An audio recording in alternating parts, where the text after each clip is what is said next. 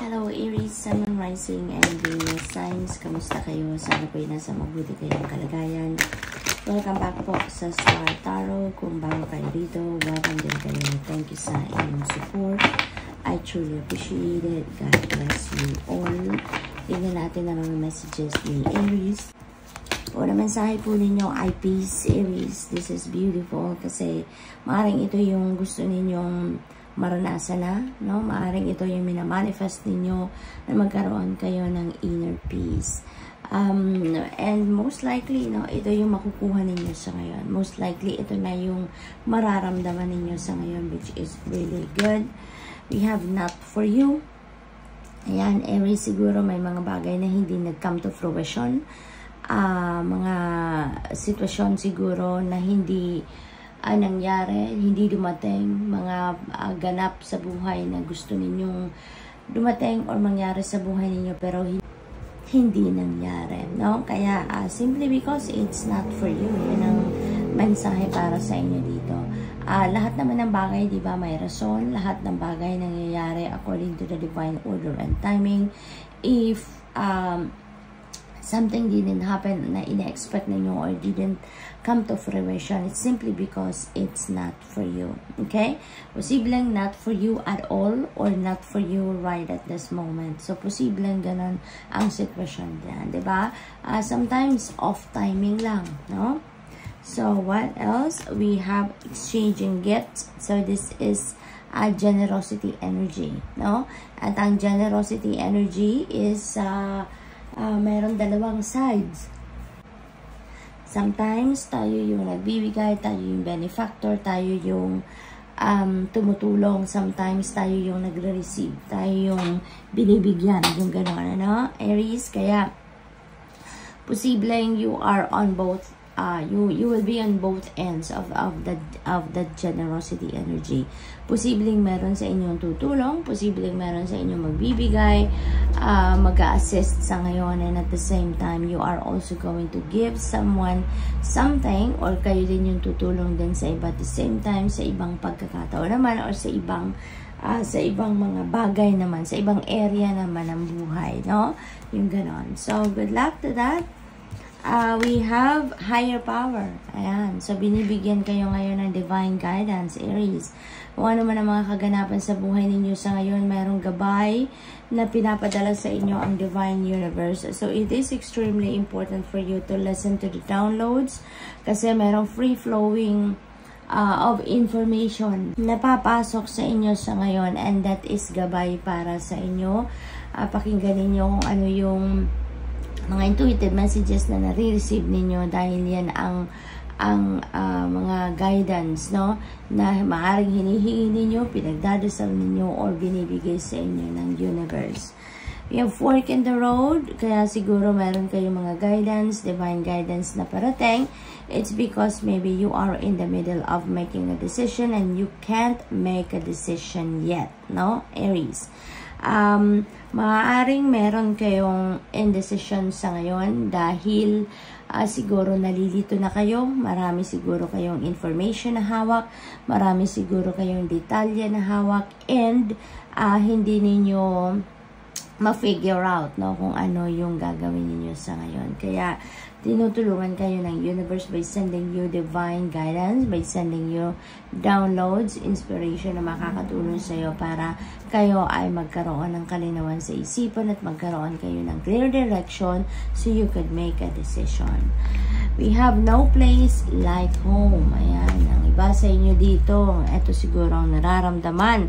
Maybe you are not comfortable in your own skin. Hindi kayo komportable sa kung nasaan kayo, sa kung ano kayo, no? Maybe there are discomfort na nararanasan ng iba sa inyo dito, Aries, dahil siguro hindi ninyo matanggap, hindi pa ninyo ma-acknowledge kung yung mga talents, skills, and gifts ninyo. Maybe nasa shy kayo na meron kayo ng kung ano, talent, skills, or gifts, no? Kaya hindi kayo maging proud sa sarili ninyo. So, posibleng ganun din ang ganap dyan, ano? So, be authentic. There is a calling for you dito to be authentic. Embrace for who you really are. Tanggapin ninyo i-embrace na ninyo kung sino kayo, kung ano ang meron kayo, because anyways, that is part of you, that is part of your DNA, diba, Aries? So, good luck. And that's all I have for you for today. Thank you for watching. Love and light. Namaste. Hello, Leo, Sun, Moon, Rising, and Venus signs. Kamusta kayo? Sana po'y nasa mabuti kayong kalagayan. Welcome back po sa Star Tarot. Kung bago kayo rito, welcome din kayo. Thank you sa inyong support. I truly appreciate it. God bless you all. Leo, pauna mensahe po ninyo, milk and honey. This is really a beautiful energy. This is time for plenty. This is a time for bounty. This is a time for prosperity and abundance. Okay? This is also a calling for you, Leo, na mag-unwind kayo, mag-relax kayo, alagaan ninyo ang inyong sarili, mag-self-care kayo. Alright? So, what else? We have a change in the wind. Merong change of direction dito si Leo. Maring nabuo na sa isip ninyo, may plano na kayo dito na kung ano man ang inyong gagawin or ano man yung gusto ninyong gawin, sana maybe there is a change ngayon ng direction. Maybe magkakaroon kayo ng bagong perspective, bagong ideas, bagong plans, kaya you are heading towards a different direction at this time, no? So, mayroong mga pagbabago, no, nagagawin kayo ngayon. This could be a change of residence. This could be a change of place of residence. Maaaring may travel involved din dito for some of you. Posible din na bagong financial decision ito na gagawin ninyo ngayon. So, posible ganun din na ganap because this is also a time for prosperity and abundance. So, maybe may mga financial blessings na parating sa inyo. Kaya maaaring yun ang isa sa mga bagay na makakapagpabago, no, ng inyong desisyon. We have peace. Finally, you are going to experience that inner peace na siguro matagal na ninyong minimithi, no? Maaring matagal na ninyong minamanifest na magkaroon kayo ng inner peace, and definitely you are going to receive that, no? So, good luck to that. We have clean it up. Yan, napakaganda. Kasi you are going to clean up your life, no? Maaari ngayon, you are going to release, purge, let go of the things, people, situations, thoughts, feelings, and emotions na alam naman ninyong nakakasikip lang ng inyong damdamin, nakakaisip ng inyong isipan, hindi naman nakakaganda ng buhay ninyo, hindi naman nagdadala ng positive vibes na. That's why you are going to siguro unti-unti or iisa-isahin ninyong tanggalin na sa buhay ninyo kung ano man ang mga bagay na yan or kung ano man yung mga mga sitwasyon na yan, Leo. Posible din na this is not just all that. Maaari din na pati physical space ninyo ay lilinisin din na ninyo. Pati rin na kung ano yung mga bagay-bagay, no, sa work space or living space ninyo, you are going to remove that as well. We have Treasure Island. Ayan. So, maybe meron kayo dito makukuha na kayamanan. Meron financial blessings dito na parating. Financial opportunities also for prosperity and abundance coming. So, maaaring dito din sa Treasure Island, talagang meron kayong makukuha, meron kayong marireceive na kayamanan dito. Meron kayong makukuhang blessings, no, that is going to give you or bring you prosperity and abundance. So, good luck to that. So, what else? We have here and now, Leo. Be in the here and now. Ayan. So, siguro, focused kayo masyado sa inyong pangnakaraan or maybe you are also focused on the future, no? Pero, sinasabi sa inyo dito, be here and now, kung nasaan man kayo sa ngayon, dahil nandito yung most powerful time sa buhay ng tao. 'Di ba? Sa nakaraan kung magfo-focus ka dyan, wala ka rin namang magagawa kasi nakaraan na yan. Tapos na. That's behind you already. Kung kayo naman ay magfo-focus masyado sa future, no? lalong wala tayong kapangyarihan over that because we don't even know kung ano ang parating. We don't even know kung ano ang mangyayari mamaya or bukas or sa makalawa. Hindi ba? Kaya the most powerful time is the now. Ngayon. No? Ngayon, ito yung pinakamakapangyarihan na pagkakataon dahil ngayon meron tayong magagawa. Meron tayong mababago. Meron tayong mai-adjust. Meron tayong gagawin sa ngayon. Okay, Leo? So, good luck po and that's all I have for you for today. Thank you for watching. Love and light. Namaste. Hello, Sagittarius, Sun, Moon, Rising, and Venus signs. Kamusta kayo? Sana po nasa mabuti kayong kalagayan. Welcome back po sa Star Tarot. Kung bago kayo dito, welcome din kayo. Thank you sa inyong support. I truly appreciate it. God bless you all. Number 6, not for you, Sagittarius. Maybe there are things, situations, or bagay na minimithi kayo na hindi dumating or hindi nangyayari. It's simply because it's not for you. Okay? At alalahanin din po ninyo na kapag meron tayo mga hinihingi or minimithi sa buhay na hindi dumadating, it's there is a valid reason for that. No, the universe has a valid reason for everything.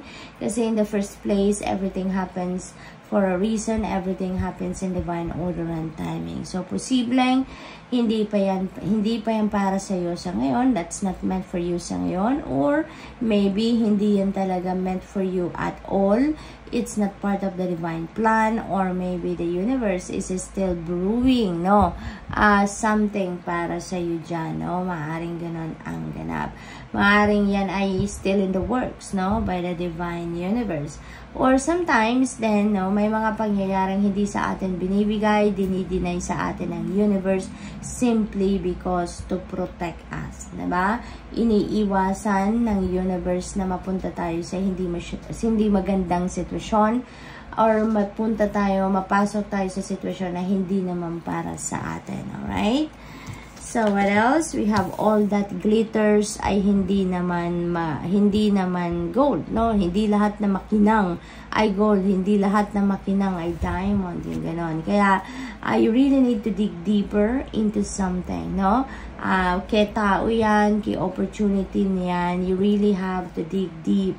Kasi kung sa tao, diba, do not be deceived by appearances. Hindi lahat ng umingiti sa'yo ay totoo sa'yo, loyal sa'yo, sincere sa'yo, no? Kaya, wag tayong masyadong magtitiwala agad-agad, no? Wag tayong mag-share agad-agad ng kung anong mga mahalagang impormasyon about yourself or kung ano yung mga plano ninyo, something like that, no? Dahil hindi lahat ng nakangiti sa inyong harapan ay loyal sa'yo, ay totoo sa'yo, okay? Or sincere ang intention sa'yo. Ganun din ang ibang bagay, no? Opportunities, hindi lahat ng attractive sa inyong mga mata, yan ay talagang maganda or yan talaga ay para sa'yo, something like that. You really need to dig deep, okay? Para mas makilala mo, para mas makita mo kung ano talaga ang nilalaman ng opportunity na yan, kung yan man ay opportunity. Alright?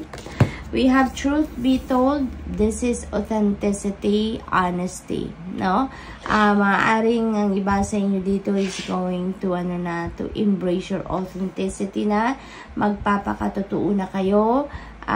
Maaaring in the past, no, dahil nasa shy kayo, hindi ninyo nasasabi kung ano yung totoo, hindi ninyo nasasabi or nagagawa kung ano yung talagang binubulong ng puso ninyo or kung ano yung nararamdaman ninyo. Sa ngayon, it feels like to me that you are going to embrace your honesty, you're going to embrace the truth, no, your own truth dito sa Sagittarius. So good luck to that. What else we have here and now, Sagittarius? Maybe you are so focused on what is already done, what's already in the past, no? Or maybe so focused din kayo sa future. But ang invitation sa inyo dito, be here and now, okay? Dahil ito yung most powerful time, yung now. Sa ngayon, marami tayong magagawa, marami tayong mababago sa buhay natin, marami tayong may improve sa buhay natin. Marami tayong magagawang pagtulong para sa iba. You know, we can do so much, no? Sa ngayon. Pero kung focused kayo sa future, it's very impractical kasi we don't even know what is coming towards us. We don't even know what is going to happen, diba? Kung focus naman kayo, lalo na sa nakaraan, mas lalong wala tayong power over that because that's already done. That's in the past already. That's behind us already. Tapos na. Wala na tayong magagawa dyan. Diba? Kaya focus na lang tayo sa ngayon. A change in the wind. There is a change coming your way, Sagittarius. Maybe this is relocation. Maybe this is changing a place of residence. Maybe this is changing of trabaho, paglilipat ng opisina, something like that, okay? Posible din na this is change of direction, maybe may detour dito na mangyayari for some of you, meron na kayo na pagdesisyonan, mga bagay, pero siguro magbabago kayo ng direction sa ngayon. Maybe you have may mga bagong ideas siguro or bagong plans na gagawin kayo, So, we have co-create. Ayan, co-create. This is a reminder for you, Sagittarius, na yung 3D reality ninyo, this is not only you, this is not only God, but both of you, are working on it together, diba? We are creating our 3D reality with God. Kung ano ang meron tayo, kung ano nangyayari sa buhay natin, both of us, tayo tsaka ang Divine Universe, nagtutulungan tayo para magkaroon tayo ng kung ano man ang sitwasyon natin sa buhay sa ngayon. Sometimes lang, sometimes tayo lang yung gumagawa, diba? Dahil hindi yung diskarte ninyo, yung ganon. Kasi ang iba sa atin hindi naman nakikinig sa Divine Universe, hindi nakikinig sa Divine Guidance na pinapadala sa inyo, no? May mga ganong sitwasyon, kaya minsan hindi masyadong maganda nangyayari because we are not listening and following what our intuition is telling us. Kasi yung intuition natin, that is the Divine Guidance, that is direct message from the Divine. So this is also a reminder for you na yung universe nagbibigay sa atin ng direction, yung universe ang nagbibigay sa atin ng mga mensahe para sundin natin, guidance yan sa atin. Pero since we have free will, maaaring ang iba sa inyo dito hindi nakikinig talaga sa intuition and you are following kung ano talaga kung ano yung gusto ninyo, kung ano yung naiisip ninyo, diba? But this is a reminder for you na we are co-creating our reality with God. Si God yung naghahatid sa atin ng mensahe, nagbibigay, nagpapakita sa atin kung anong direction na ang tatahakin natin. And we are here in the physical world. Tayo yung nag-i-execute, Tayo yung mag-i-execute ng kung ano man ang gabay niya sa atin. So, good luck, Sag, and that's all I have for you for today. Thank you for watching. Love and light. Namaste.